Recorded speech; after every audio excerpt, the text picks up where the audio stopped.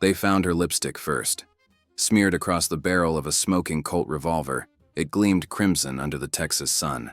A woman's mark left on a weapon meant for men. By the time the smoke cleared, Bonnie Parker was gone, but her legend was just getting started. She wasn't born an outlaw. Bonnie Elizabeth Parker was born in 1910 in Rowena, Texas. Her father died when she was 4, leaving her mother, Emma, to raise 3 children alone. They moved to West Dallas, where survival often blurred the lines between law and crime. Bonnie was bright and artistic. She loved writing poems, performing in school plays, and dreamed of becoming an actress or writer.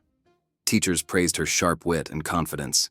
Even as a girl, she longed for something beyond dusty streets and small-town limits. At 16, she married Roy Thornton, a charming but reckless young man. He soon vanished into a life of petty crime and prison. Bonnie stopped seeing him, but never divorced him, wearing his ring until her death, a reminder of promises broken too young. By 1929, Bonnie was a waitress in Dallas, known for her humor and kindness. Friends said she had big dreams and a bigger heart. But the world was small and cruel, and the Great Depression offered little for a poor girl with restless eyes. In January 1930, Bonnie met Clyde Barrow when a friend's car broke down.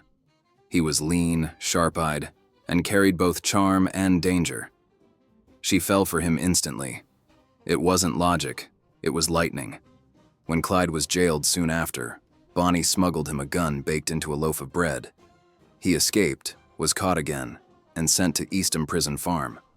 By the time he got out, he was hardened, vowing never to go back.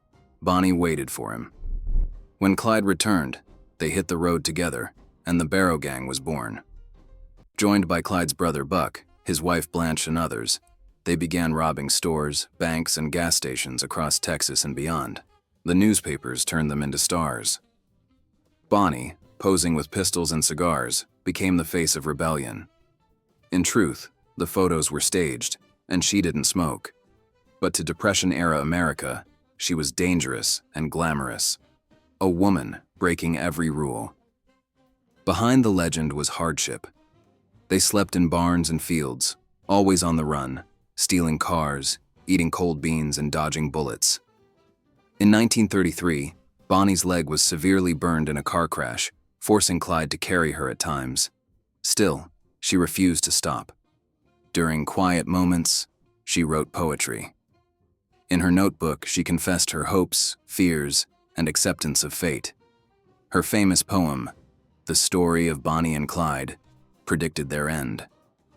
Someday they'll go down together. To few, it'll be grief. To the law, a relief. Public opinion was divided. Some saw killers. Others saw folk heroes striking back at a broken system. Bonnie and Clyde became symbols of defiance during a time when people had lost faith in banks and the law itself. Clyde's crimes grew bolder. In 1934, he led a prison break from Eastham, freeing inmates and killing a guard. That sealed their fate. The Texas Department of Corrections brought in legendary former Ranger Frank Hamer to hunt them down. Hamer studied their every move, the roads they drove, the places they slept, even the people they trusted. Bonnie and Clyde were always a day ahead, but the net was closing fast. By spring, most of their gang was dead or captured. Buck Barrow was killed, Blanche imprisoned. The lovers were alone, exhausted, hunted, and unwilling to surrender. On May 23, 1934, near Gibbsland, Louisiana, 6 lawmen waited in ambush. As Clyde's stolen Ford V8 rolled down the road, the officers opened fire without warning. More than 130 bullets tore through the car. Clyde died instantly. Bonnie screamed once, and then silence. The car rolled to a stop, riddled with holes. Her hand still reached toward him. Reporters arrived within minutes, turning the tragedy into a spectacle. Crowds tore pieces from her dress, cut her hair, even stole glass from the bullet-riddled car. The woman once hunted became a legend. Her death a symbol of obsession and outlaw love. In death, Bonnie became famous beyond her wildest dreams. Her poetry was printed nationwide. Hollywood, songwriters, and storytellers immortalized her, often forgetting the real woman behind the myth. Bonnie Parker wasn't a cold-blooded killer. She was a writer, a dreamer, and a loyal lover who chose devotion over safety. She believed her life, however brief, would mean something. And it did.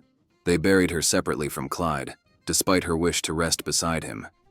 Her gravestone reads, "As the flowers are made sweeter by the sunshine and the dew, so this old world is made brighter by the lives of folks like you." Even today, Bonnie Parker's name echoes through songs, films, and stories, a symbol of rebellion, love, and the cost of chasing freedom. Her legend still rides the open road.